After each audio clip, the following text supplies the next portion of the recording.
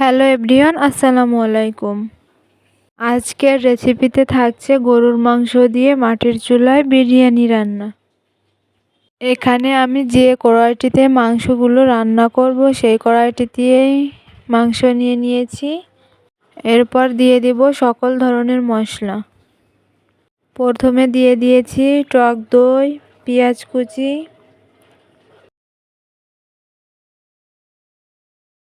বাটা রসুন,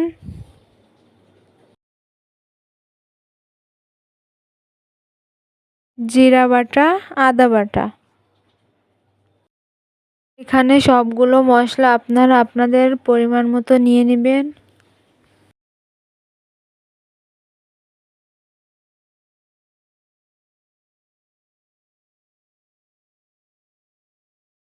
এরপর দিয়ে দিচ্ছি টমেটোর সস। আমি এখানে পাতাটাই ব্যবহার করেছি।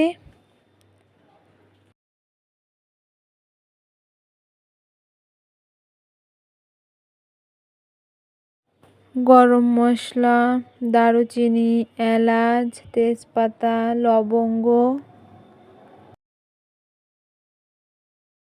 লবণ, ধনিয়ার গুঁড়া,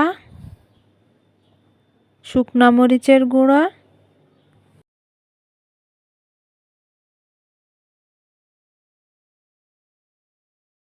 এরপর পরিমাণ মতো তেল, বিরিয়ানির মশলা,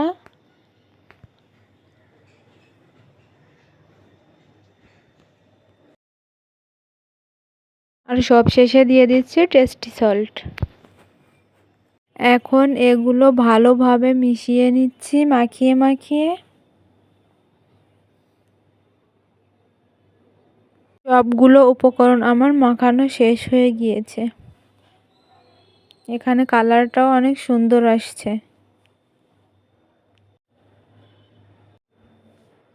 বিরিয়ানিতে যে আলু ব্যবহার করব তাতে লবণ আর জাফরান দিয়ে মিশিয়ে নিচ্ছি।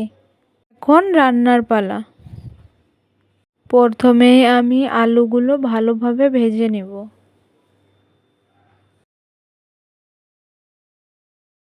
ফাইনালি আলুগুলো ভাজা হয়ে গিয়েছে। এরপর আমি পেঁয়াজ ভেজে বেরেস্তা করে নিব। পেঁয়াজ যখন ভাজা হয়ে যাবে তখন এর মধ্যে আমি 1 চা চামচ চিনি দিয়ে দিব, যাতে করে বেরেস্তাগুলো মচমচে হয়। এরপর আমি মাখানো মাংসগুলো রান্না করে নিব।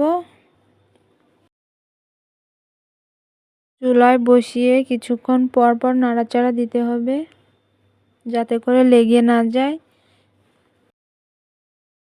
কিছুক্ষণ রান্না করা হয়ে গেলে এর মধ্যে পানি দিয়ে দিব, যাতে করে মাংসগুলো সিদ্ধ হয়ে যায়। এরপর আমি চালটা কিছুক্ষণ ভিজিয়ে রাখব। এই যে মাংসগুলো রান্না হচ্ছে চুলায়। মাংসের পানিটা যখন শুকিয়ে আসবে তখন এর মধ্যে ভেজে রাখা আলুগুলো দিয়ে দিচ্ছি। এখন মাংসগুলো রান্না করা শেষ হয়ে গিয়েছে। চালগুলো আধা ঘন্টা ভিজিয়ে রেখেছিলাম। এরপরে ভালোভাবে ধুয়ে এখন চালগুলো ভেজে নিব। এখানে আমি বিরিয়ানি রান্না করার জন্য যে হাঁড়িটা নিয়েছিলাম সেই হাঁড়িটাতে চালগুলো ভেজে নিচ্ছি। কিছুক্ষণ ভেজে নেওয়ার পর এতে পরিমাণ মতো লবণ দিয়ে দিব। তারপর দিয়ে দিব গরম পানি। এখানে কোনো রকম ঠান্ডা পানি ব্যবহার করা যাবে না। তারপর দিয়ে দিব জাল করা দুধ। যখন চালগুলো রান্না হয়ে আসবে তখন এর মধ্যে মাংসগুলো দিয়ে দিব। এখন ভালোভাবে নাড়িয়ে চাড়িয়ে মিশিয়ে নিচ্ছি, যাতে করে মাংসগুলো ভাতের সাথে ভালোভাবে মিশে যায়। কিছুক্ষণ রান্না করার পর এর মধ্যে দিয়ে দিব আলু বোখরা, কিশমিশ, কাঁচামরিচ। এগুলো দিয়ে আরেকটু নাড়িয়ে চাড়িয়ে নিব। চুলায় যেহেতু বেশি আগুনের তাপ ছিল তাই একটি তা দিয়ে তার উপর হাঁড়িটা বসিয়ে দিলাম। টেস্টি সল্ট দিয়ে ঢাকনা দিয়ে ঢেকে দিলাম। এরপর কেওড়া জল আর গোলাপ জলের সাথে অল্প একটু জাফরান মিশিয়ে নিচ্ছি, যাতে করে বিরিয়ানির কালারটা আরও সুন্দর হয়। রান্নাটা এখন প্রায় শেষ হয়ে আসছে, তাই আমি কিছুটা টেস্টি সল্ট উপর দিয়ে ছাড়িয়ে দিচ্ছিলাম। আরও কিছুক্ষণ ভালোভাবে নাড়িয়ে নিচ্ছি, যাতে করে সবগুলো উপকরণ একসাথে মিশে।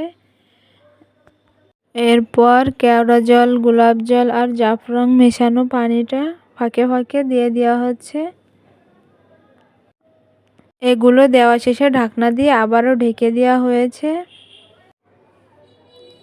ফাইনালি রান্নাটা শেষ হয়ে গিয়েছে, তাই বেরেস্তাগুলো বিরিয়ানির উপর দিয়ে দেওয়া হচ্ছে।